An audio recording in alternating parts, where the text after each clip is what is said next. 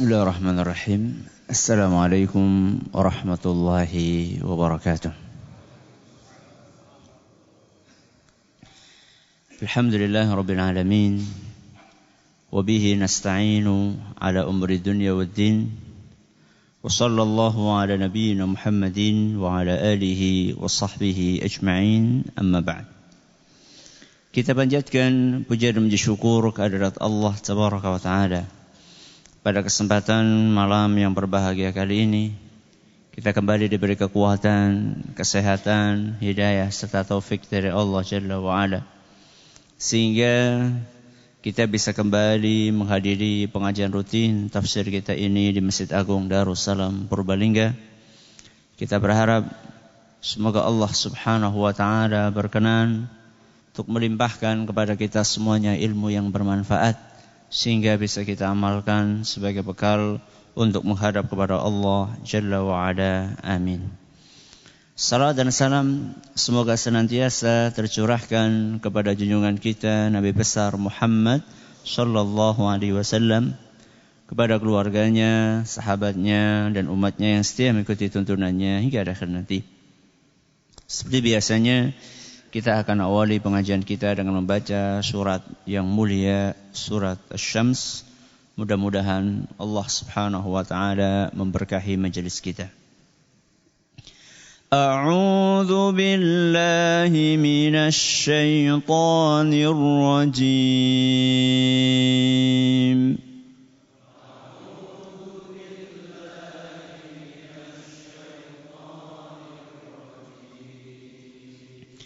Bismillahirrahmanirrahim.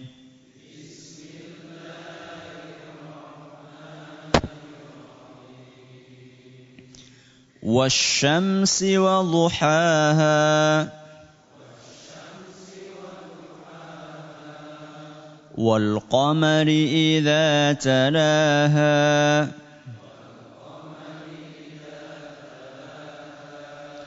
وَالنَّهَارِ إِذَا جَلَّاهَا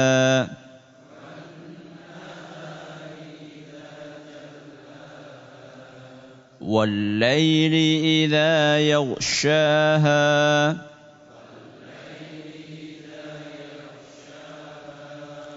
وَالسَّمَاءِ وَمَا بَنَاهَا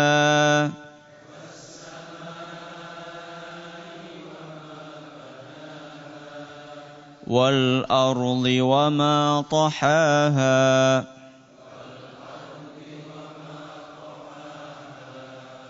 وَنَفْسٍ وَمَا سَوَّاهَا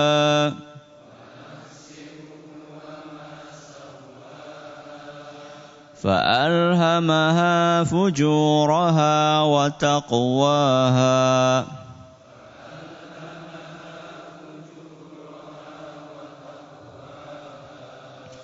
قد أفلح من زكاها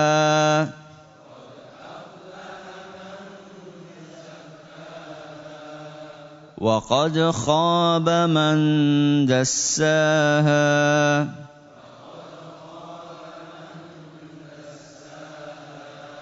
كذبت ثمود بطغواها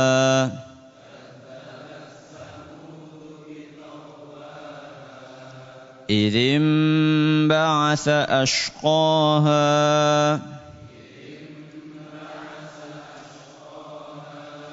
فقال لهم رسول الله ناقة الله وسقياها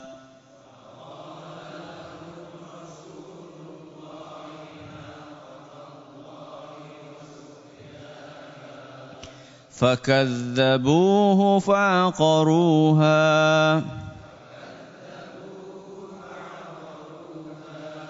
فدمدم عليهم ربهم بذنبهم فسواها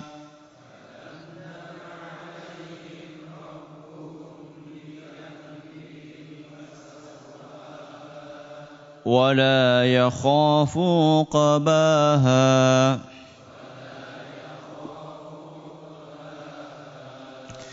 Para hadirin dan hadirat sekalian yang kami hormati dan juga segenap pendengar Radio Insani via streaming dimanapun Anda berada, para pendengar Radio Bas FM di Solo Tigo dan sekitarnya, Radio Al-Hikmah di Banyuwangi dan sekitarnya, Radio Roja di Jakarta, di Bandung, di Lampung, di Berau dimanapun Anda berada, radio kita di Cirebon dan sekitarnya, juga para pendengar radio-radio yang lainnya yang ikut menyiarkan pengajian ini, serta para pemirsa Roja TV dan Yufi TV yang semoga senantiasa dirahmati oleh Allah Azza wa Jalla. Ayat yang terakhir kita bahas ayat keberapa? Ayat kelima, yaitu firman Allah Subhanahu wa taala, was-samai wa ma banaha. Demi langit dan proses penciptaannya, proses pembuatannya yang sangat menakjubkan. Pada kesempatan kali ini kita akan melanjutkan sumpah berikutnya yang Allah sebutkan dalam surat yang mulia ini, yaitu di dalam ayat yang ke-6 ketika Allah Azza wa Jalla bersumpah, wal ardi wa ma tahaha. Kalau ayat sebelumnya Allah berbicara tentang langit, maka kelopnya berikutnya apa? Bumi. Ayat yang pertama matahari, terus apa? Bulan. Terus siang, terus malam. Berikutnya langit, bumi, pasangannya. Ya, pasangannya. Ada siang, ada malam, ada langit, ada bumi. Wal ardi, demi bumi. Kelanjutannya, wa ma tahaha.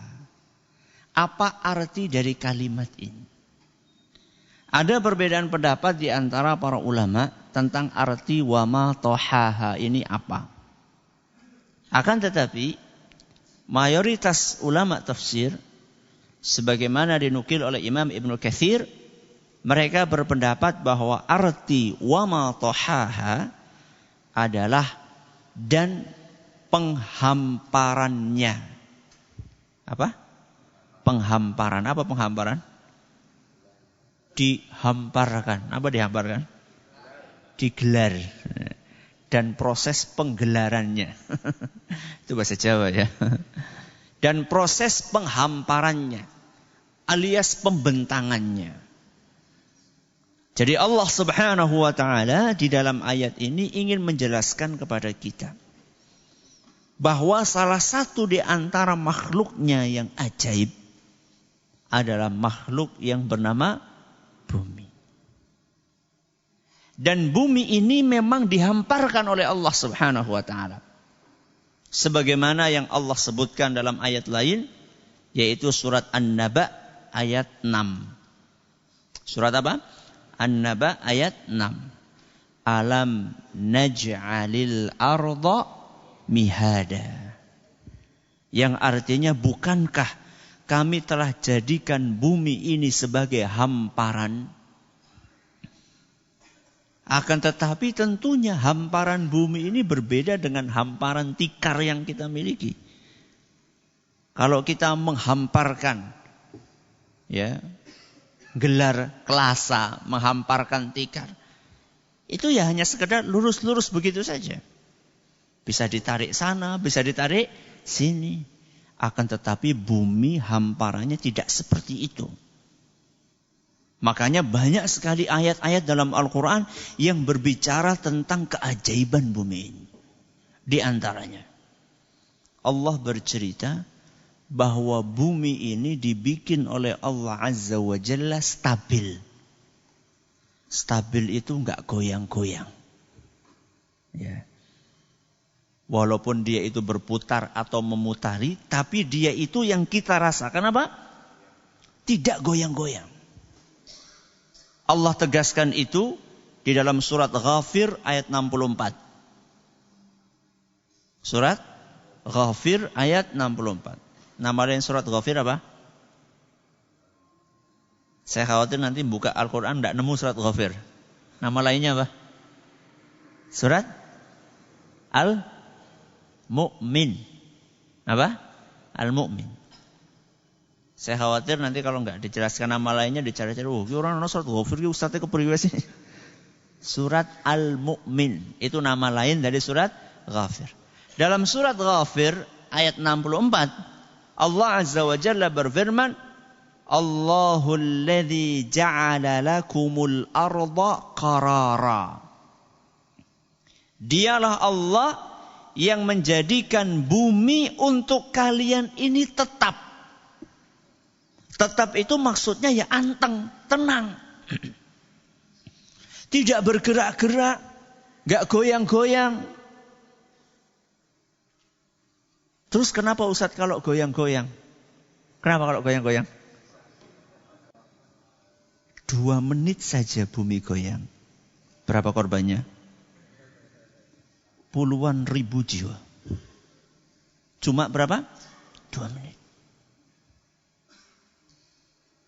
Bumi cuma digoyangkan sama Allah 2 menit. Puluhan ribu jiwa hilang. Itu baru manusianya. Belum bangunannya. Beberapa tahun yang lalu ketika Jepang terkena gempa 8, sekian skala Richter ditambah dengan tsunami, ya. Sudah gempa tambah apa? Tsunami. Kota modern itu berubah jadi rawa. Ya. Dan salah satu negara yang paling sering gempa itu adalah Jepang. Makanya teknologi bangunan mereka itu jauh di atas kita. Nggak tahu mereka mungkin bikin konstruksi yang kalau gempa itu jangan mentul-mentul gitu ya bangunannya. Dikasih per di mana? Di bawahnya ya.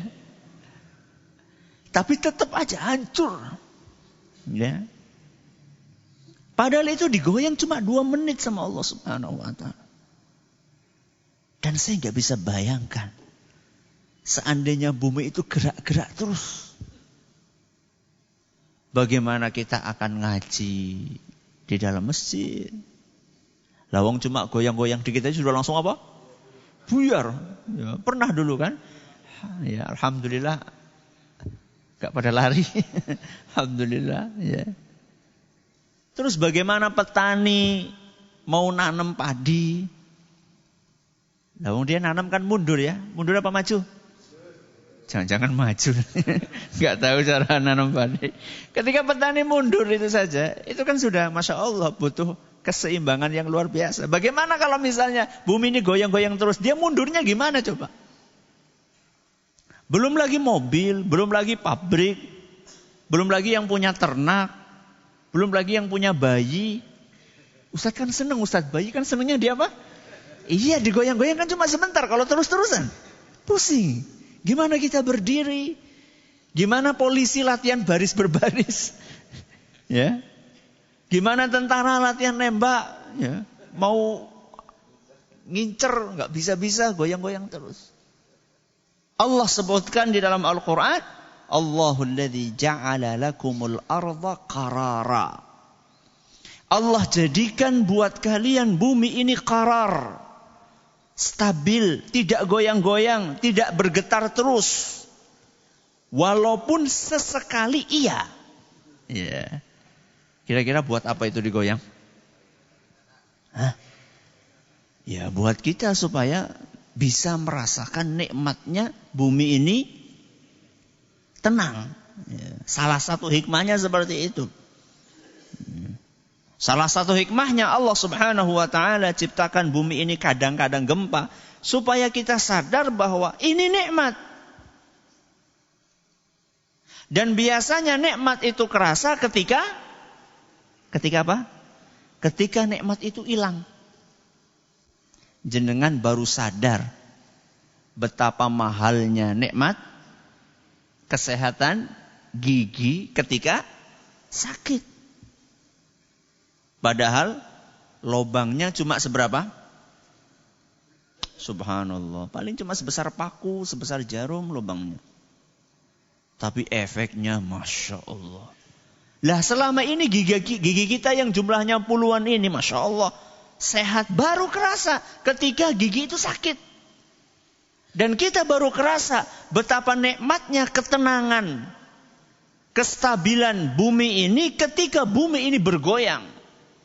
Saat itulah kita subhanallah. Selama puluhan tahun kita merasakan.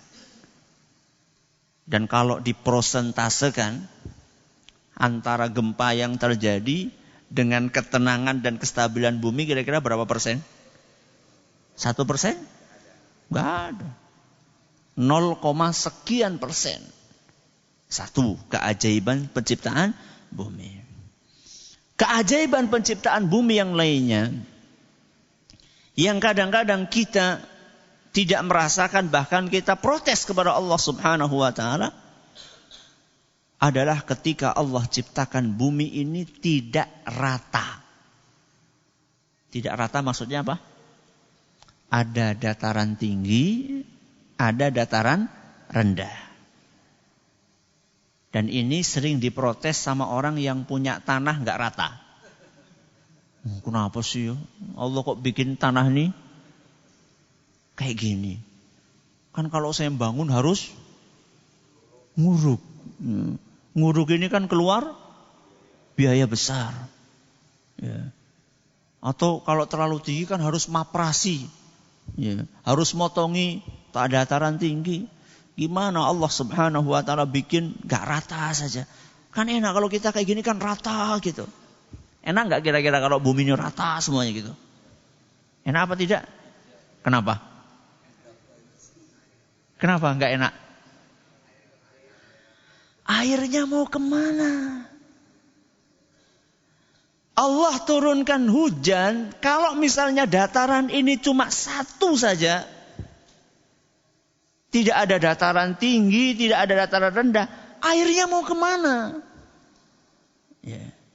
Ke laut Ustaz. Lah, lautnya tingginya sama dengan kita. Mau jadi apa kalau misalnya laut itu tingginya sama dengan kita? Kita nggak usah jauh-jauh lah. Atap rumah jenengan gimana bentuknya? Ya. Terutama yang masih pakai apa? Masih pakai genteng. Dibikin seperti ini supaya air yang jatuh bisa mengalir.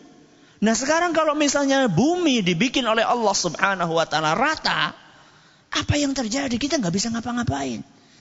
Hujan dikit banjir, hujan dikit banjir. Ya. Sekarang aja kita yang Masya Allah ya, setiap hari hujan, kita sudah banyak mengeluh. Padahal Allah sudah bikin bumi ini sedemikian rupa. Ini keajaiban yang lainnya. Allah bikin bumi ini tidak apa? Tidak rata.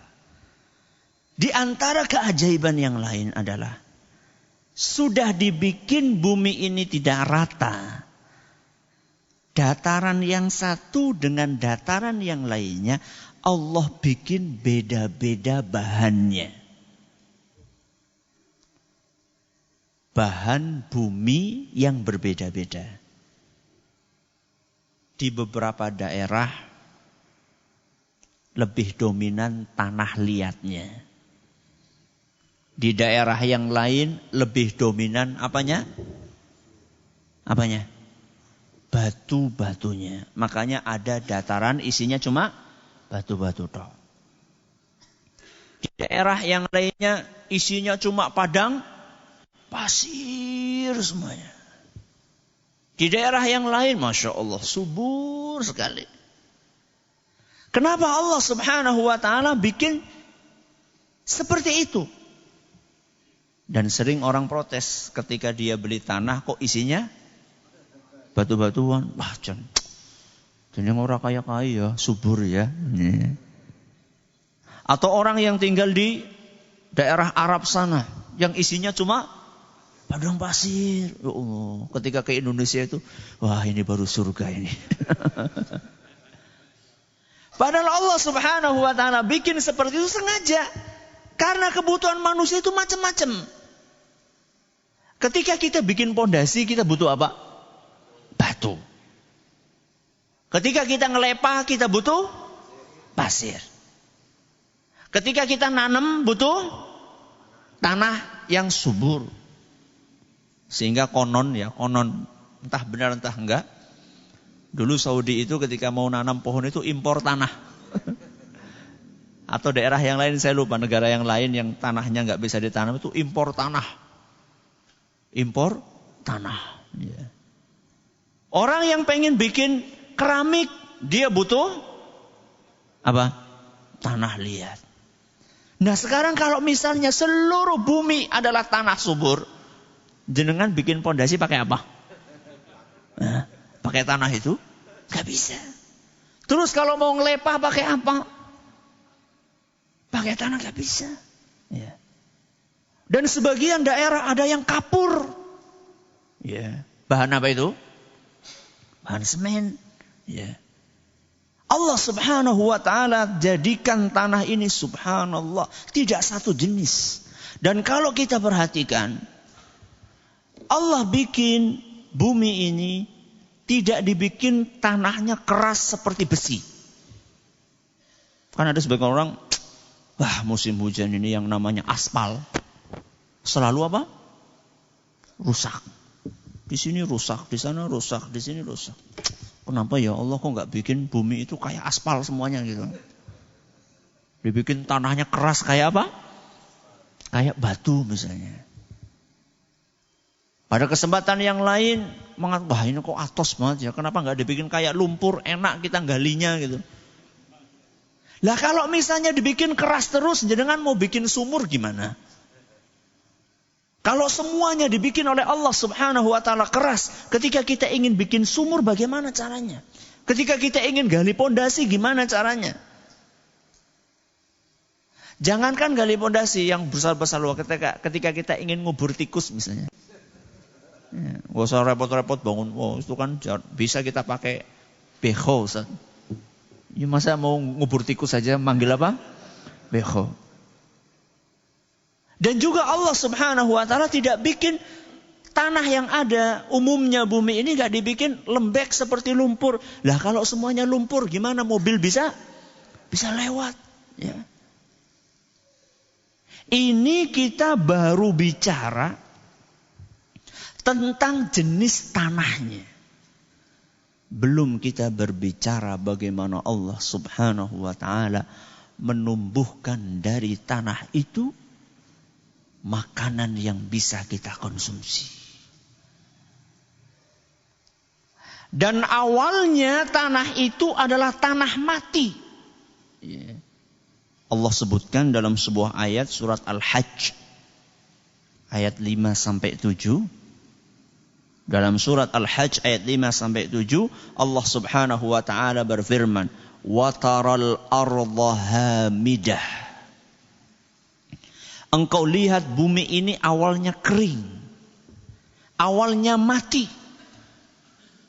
Fa idza anzalna 'alaihal ma'ah tazzat. Ketika kami turunkan hujan, maka bumi yang mati, yang kering ini tahu-tahu hidup. Dan kita tahu persis bagaimana efeknya hujan. Ya. Kalau sekarang sih kita Masya Allah tiap hari apa? Hujan terus. Coba kalau misalnya suatu saat kita mengalami musim kemarau. Katakanlah kemarau sekian apa? Sekian bulan saja. Kita rasakan bagaimana capeknya nyirami tanaman. Sudah disirami pun juga kadang-kadang mati pula. Karena kalau kita nyirami kan pelit gitu ya. Kalau kita nyirami kan orang anti wareg ya. Karena eman-eman apa nih? Eman-eman listrik ya, mahal bayarnya gitu. Kita kalau nyirami kan sekedarnya, cuma formalitas. Sirami cuma atasnya saja, tahu-tahu belum sempat dihirup sama apa? Belum sempat diminum sama tanamannya sudah menguap duluan. Kalau Allah subhanahu wa ta'ala nyiram kan maksimal. Enggak tanggung-tanggung. Bahkan sampai banjir kadang-kadang ya. Jadi betul-betul rata semuanya. Kalau kita kan nyirami kan pilih-pilih ya. Coba sekarang ketika musim kemarau jangan nyirami rumput, suku seket itu enggak disirami. Yang kita sirami cuma bahkan kadang-kadang di antara pohon pun kita pilih kasih kan. Oh ini yang biasa berbuah, ini enggak berbuah, serosa dilewati. Allah Subhanahu wa ta'ala rata semuanya dikasih sama Allah. Dan kami ketika kuliah di Madinah, kalau di sana kan kebalikannya Indonesia sekarang ya. Kalau sekarang kan kita tiap hari hujan, kadang-kadang panas. Kalau di sana kebalikannya. Tiap hari panas, kadang-kadang hujan. Dan hujan itu bisa dihitung dengan jari tangan dalam 1 tahun. Kalau kita sekarang kebalikannya, panas bisa dihitung dengan jari tangan dalam 1 tahun. Kalau di sana, selama kami kuliah di sana 10 tahun, hujan itu setahun bisa dihitung dengan jari. Tapi subhanallah, kalau kami dari Madinah ke Mekah mau umroh atau mau haji, itu kan perjalanan darat 5 jam. Sekitar 5 jam perjalanan darat. Kalau lagi musim kemarau, ya Allah, kita cuma ngelihat apa? Padang pasir gitu. Sepanjang mata memandang isinya padang pasir. Kalaupun ada ya pohon-pohonan yang sama sekali nggak hijau. Tapi hujan sekali, subhanallah. Besoknya itu langsung hijau semua. Lah yang nanduri itu siapa? Tahu-tahu hujan langsung apa? Hijau. Sekarang saya tanya sama jenengan. Jenengan di depan rumah, itu kan ada pekarangan. Ada pekarangan. Begitu hujan, tumbuh apa? Rumput-rumputan. Jenengan sebelum hujan menebar apa namanya? Benih rumput? Enggak. Terus dari mana? Ya. Kalau misalnya kita nanam padi misalnya, masukkan benih padi, disirami, tumbuh apa? Padi, wajar kan? Tapi kan di samping padi ada apa? Ada rumput. Rumput itu dari siapa? Apakah kita sempat ketika nanam padi kita tanam apa? Benih rumput di sampingnya? Tidak ada. Allah Subhanahu wa ta'ala berfirman, "Wa taral ardha hamidatan, fa idza anzalna 'alaiha al-ma'a ihtazzat." Engkau lihat bumi pertama kali kering mati. Kemudian kami turunkan air hujan. Tahu-tahu bumi itu menjadi hidup. Wa ambatat min kulli zawjin bahij. Dan engkau melihat Allah Subhanahu wa ta'ala menumbuhkan bermacam-macam tumbuhan yang indah sekali. Dan macam-macam sekali. Dan itu kata Allah dalam ayat yang lain, yusqa min ma'in atau bima'in wahidin. Semuanya disiram dengan satu jenis air. Dari satu jenis air itu akan tumbuh ada buah-buahan yang rasanya manis. Ada buah-buahan yang rasanya pahit. Ada buah-buahan yang rasanya kecut. Dan warnanya beda-beda. Apa? Hijau. Contohnya? Apa? Jambu, semangka. Ada yang warnanya merah merona. Apa? Stroberi. Ya. Apa? Pisang, melon. Ya. Ada yang warnanya apa? Ungu. Apa itu? Anggur, terong. Ya. Apalagi ya? Coklat, oranye, subhanallah. Airnya satu. Dari air yang satu ini bisa tumbuh sekian jenis buah-buahan. Itu baru bicara buah-buahan. Belum kita bicara sayur-sayuran. Buah-buahan ada yang tumbuh di dalam tanah. Apa itu? Ubi-ubian, ya, umbi-umbian. Ada yang tumbuh di atas tanah tapi nempel dengan tanah. Semangka, terus labu. Ada yang gantung tapi gak terlalu tinggi gantungnya. Apa? Timun. terong, kacang panjang, welok ya termasuk. Welok. Ada yang tumbuh gantung tinggi, kelapa. Ya. Subhanallah. Semuanya disiram dengan air yang sama. Dan makanan ini ada yang buat manusia, ada yang buat hewan. Yang buat manusia ya kadang-kadang makanannya hewan saja di. Masya Allah manusia ini memang hebatnya. Ya. Apa pemakan segala apa namanya? Omnivora. Ya. Omnivora, pemakan segalanya. Tapi Allah Subhanahu wa taala ciptakan ada memang jenis buah-buahan yang hanya dimakan oleh hewan, ya. Subhanallah, ya. Begitulah Allah Subhanahu wa taala menumbuhkan dari bumi ini segala sesuatu yang bisa dimanfaatkan. Dan yang namanya pemanfaatan itu enggak mesti dimakan, enggak mesti dikonsumsi. Ada yang memang Allah tumbuhkan untuk obat-obatan luar. Yeah. Ada yang Allah tumbuhkan untuk obat-obatan dalam. Dan kadang-kadang obat-obatan itu kita anggap sebagai hama. Yeah. Kita anggap sebagai gulma. Kita anggap sebagai tanaman pengganggu. Yeah. Makanya ada jenis rumput-rumputan itu, saya lupa, pernah dikasih tahu sama herbalis ya. Ada rumput-rumputan itu yang tumbuh di sekeliling kita. Yang selama ini kita apa? Kita buangi, kita jabuti, bahkan kita, apa namanya itu? Kita semprot pakai, apa istilahnya itu? Semprotan apa itu? Obat apa? Biar apa? Biar mati. Ternyata itu kalau direbus, Masya Allah, bisa obat ini, obat ini, obat ini, obat ini. Itu ada di samping kita, di sekeliling kita. Cuman kita nggak tahu akhirnya sakit apa, pergi kemana? Ke dokter, ya bejane dokter ya. Yeah.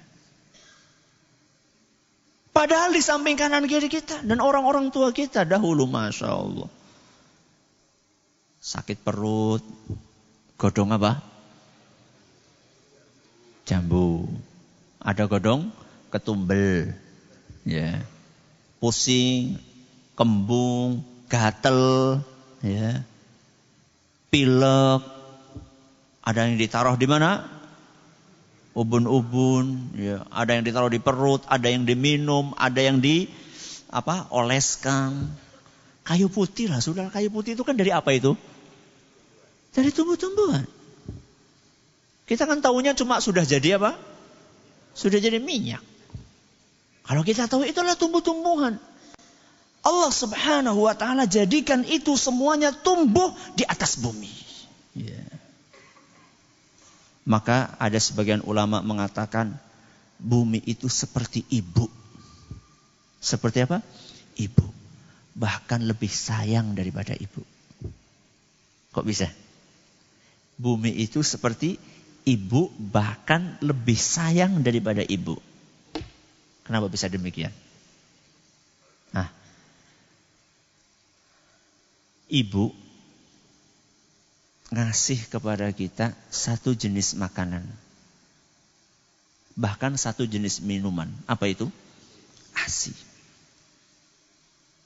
Sedangkan bumi ngasih berapa? Berapa jenis?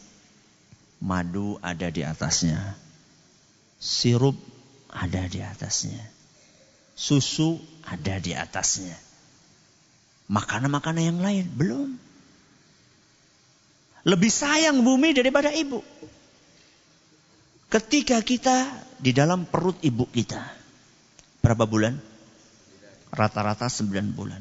Kita nggak kelaparan, ya. Kita nggak kehausan. Ibu kita ngasih terus asupan gizi kepada kita. Dalam keadaan kita patuh, taat, tidak berbuat maksiat. Betul? Jangan ketika di perut ibu sudah polah-polah macam-macam apa enggak? Enggak kan ya? 9 bulan dikasih terus makanan sama Allah. Karena kita taat, kita nggak berbuat maksiat sama Allah Subhanahu wa taala. Begitu keluar ke muka bumi, kita dikasih makan sama Allah berapa tahun dari bumi ini? Berapa tahun? Macam-macam. Sekarang yang usianya 70 tahun berarti sudah berapa tahun? 70 tahun dikasih makan oleh Allah lewat bumi ini. Dalam keadaan kita selalu berbuat maksiat. Selalu kita berbuat maksiat. Tahunan, puluhan tahun. Dikasih fasilitas sama Allah Subhanahu wa ta'ala, makanan, minuman yang tidak terhitung jumlahnya di bumi ini. Sehingga wajar seandainya ulama kita sebagian mengatakan bumi ini seperti ibu, bahkan lebih sayang daripada ibu. Karena dengan berkat karunia dari Allah Subhanahu wa ta'ala, Allah jadikan seluruh kebutuhan kita ada di atas bumi. Bahkan manusia nggak puas dengan apa yang ada di atas bumi, dia akan gali isinya bumi. Untuk mencari apa? Apa yang ada di dalam perut bumi. Mulai dari minyaknya, terus emasnya, terus batu baranya, besinya. Apalagi ya, isinya bumi siapa aja? Peraknya. Ya. Di dalam perut bumi ini gak cukup manusia memanfaatkan apa yang ada di atasnya. Di dalam perutnya pun digali sama mereka. Dan memang manusia itu Masya Allah, apanya? Rakusnya. Ya. Luar biasa rakusnya manusia. Ya. Dan seluruh kekayaan yang ada di bumi ini, Allah ciptakan bumi ini hanya berapa hari? Hanya 2 hari. Hanya 2 hari. Allah sebutkan dalam Al-Quran surat Fussilat ayat 9. Surat apa? Fussilat ayat 9. Allah di situ berfirman, Qul a'innakum latakfuruna billadzi khalaqal arda fi yawmain. Katakanlah, pantaskah kalian ingkar kepada Allah yang menciptakan bumi dalam 2 hari? Dalam berapa hari? 2 hari. Wa taj'aluna lahu andada dzalika rabbul alamin. Kalian ingkar kepada Allah yang mampu menciptakan bumi dalam 2 hari saja, kemudian kalian bikin sekutu-sekutu untuk Allah Subhanahu wa ta'ala. Padahal Allah adalah pencipta, penguasa alam semesta ini. Dan sekutu-sekutunya itu sama sekali tidak layak untuk dijadikan apa? Sekutu. Ya cuma batu saja kok. Ya. Cuma apa? Batu. Katanya batu turun dari mana? Dari langit. Batu apa istilahnya itu? Batu petir ya. Katanya ketika ada petir mak selorot gitu loh. Ninggali apa? Batu. Batu kecil kayak gini saja. Itu bisa menyihir puluhan ribu orang untuk ngantri. Ya. Bawa apa? Bawa air. Cukup diapakan? Dicelupkan. Obat segala jenis penyakit. Ya, sing kanker, sing apa? Tumor. Masya Allah. Ya. Inikah sekutu buat Allah Subhanahu wa ta'ala? Ya. Batu ini bisa apa? Allah Subhanahu wa ta'ala bisa menciptakan bumi semuanya dalam 2 hari. Batu ini bisa apa? Belum lagi sekutu-sekutu yang lainnya, benda-benda mati yang lainnya. yang dijual kodian, yang dibeli kodian dijual satuan. Ya. Jimat-jimat macam-macam mulai dari besi kuning sampai ya keris ini, keris itu. Ya. Belinya kodian, jualnya satuan. Kodian kalau misalnya dibagi-bagi satu jimat itu paling harganya 10.000, dijualnya berapa? 1 juta. Ini hasil dari semedi saya 40 hari 40 malam. Ya. Itu ketika saya semedi setelah 40 hari pas jam 12 malam. Tahu-tahu datang secercah cahaya. Makslorot masuk ke dada saya. Wah, ceritanya. Saya enggak sadarkan diri ketika bangun. Saya temukan keris ini ada di tangan saya. Jadi yang mahal ini adalah ritualnya 40 hari 40 malam. Di gunung apa? Gunung Kawi ya Bapak. Inikah sekutunya Allah Subhanahu wa ta'ala? Bisa apa jimat ini? Ya.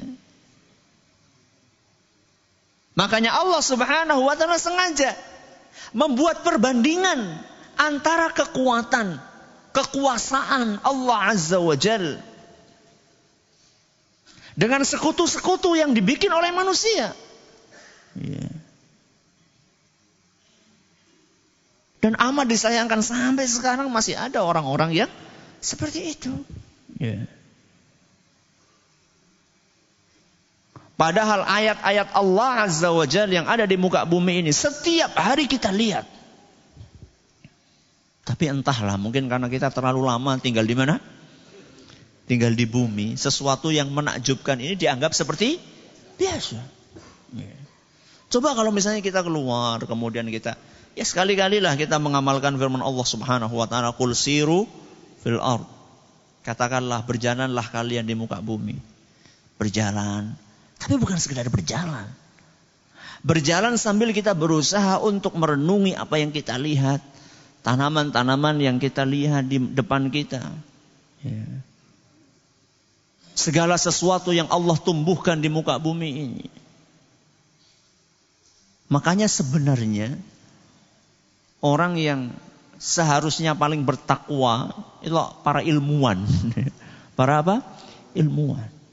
Entah itu ilmuwan anatomi tubuh, entah itu ilmuwan tumbuh-tumbuhan, entah itu ilmuwan binatang. Seharusnya mereka lah orang yang paling beriman. Karena setiap hari mereka melihat tanda-tanda keajaiban Allah Subhanahu wa ta'ala di muka bumi ini. Beberapa saat yang lalu ada yang ngirim foto ikan yang kelihatan apanya? Yang kelihatan ikan yang transparan. Ikan yang transparan. Kemudian ada yang ngasih catatan di situ. Di dalam Al-Quran Allah kan bercerita bahwa penghuni bidadari yang ada di mana? Di surga. Itu saking putihnya sampai engkau itu bisa melihat mukhu saqai, bisa melihat sumsum tulangnya. Saking apa nek? Saking putihnya. Sekitar 10 tahun yang lalu atau 15 tahun yang lalu, ketika kami pertama kali masuk ke Madinah, masih lugu ya.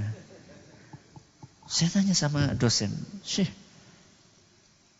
masa kelihatan tulangnya? Ya serem toh. Itu kan gambar saya, orang kelihatan apanya? Tulangnya itu kan gambarnya kan tengkorak gitu ya. Saya itu belum kebayang indahnya di mana. Ternyata begitu ngelihat ikan. 2 hari yang lalu ikan transparan. Itu bukan ngeri, tapi apa? Takjub, kagum. Luar biasa. Padahal itu baru apa? Baru ikan. Apalagi bidadari. Apalagi bidadari. Seharusnya orang-orang yang beriman ketika dia melihat tanda-tanda keajaiban Allah Azza wa Jalla tersebut, dia seharusnya tambah keimanannya kepada Allah Subhanahu wa Ta'ala. Cuman sayangnya banyak di antara manusia yang hidup di muka bumi ini, mereka punya mata akan tetapi matanya tidak digunakan untuk melihat. Lahum a'yunun la yubsiruna biha. Mereka punya mata akan tetapi matanya tidak digunakan untuk melihat. Walahum adhanun la yasma'una biha. Mereka punya telinga tapi telinganya tidak digunakan untuk mendengar. Perhatikan non sewu. Jadi apa? Cantolan apa? Cantolan kacamata. Ya. Jadi seperti cantolan panci itu ya, sekedar untuk apa? Ya, nggak memper-memper lah. Ya. Lahum qulubun la yafqahuna biha. Ya, sebelumnya Allah berfirman mereka punya hati. Mereka punya akal, tapi tidak digunakan untuk berpikir. Semoga kita bukan termasuk golongan tersebut. Amin. Oh iya, ada pengumuman. Sekedar menekankan pengajian umum malam Ahad tanggal 18 Februari berarti besok dengan tema tanda-tanda kiamat kubro. Kubro itu artinya apa? Besar. Tanda-tanda kiamat besar yang akan disampaikan oleh Ustaz Zakaria Ahmad dari Kemeranjen Banyumas. Maka monggo dipun hadiri, dipun rawuhi pengajian yang insyaallah sangat bermanfaat di Masjid Agung Purbalingga Sabtu malam, berarti malam Ahad, dengan tema tanda-tanda kiamat kubro disampaikan oleh Ustaz Zakaria Ahmad. Mudah-mudahan bermanfaat. Wallahu taala a'la wa alam. Terima kasih atas perhatiannya. Mohon atas segala kurangnya. Kita tutup dengan membaca Subhanakallahumma wa bihamdika asyhadu an la ilaha illa anta astaghfiruka wa atubu ilaik. Assalamualaikum warahmatullahi wabarakatuh.